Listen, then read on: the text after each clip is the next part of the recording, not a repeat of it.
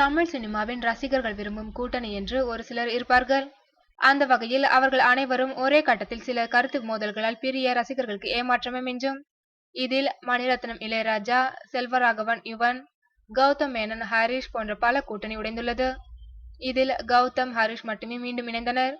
இந்நிலையில் இதே போன்று 3, மாரி, வேலையில்லா பட்டதாரி, தங்கமகன் என தொடர் வெற்றி படங்களை கொடுத்தது தனுஷ் அனிருத் கூட்டணி. ஆனால் இந்த கூட்டணி தற்போது உடைய இருப்பதாக கிசுகிசுக்கப்படுகின்றது. இதற்கு முக்கிய காரணமாக அனிருத் மற்ற நடிகர்களின் படங்களில் அதிக கவனம் செலுத்த ஆரம்பித்து விட்டாராம். இதனால் முன்பு போல் தனுஷ் படத்திற்கு கேட்ட நேரத்தில் பாடல்களை கொடுப்பதில்லையாம். இதன் காரணமாகவே கூட்டணி உடைகிறது என கூறப்படுகின்றது. ஆனால் தனுஷ் அடுத்து நடிக்கும் கொடி படத்திற்கு அனிருத் தான் இசை என கூறப்பட்டுள்ளது.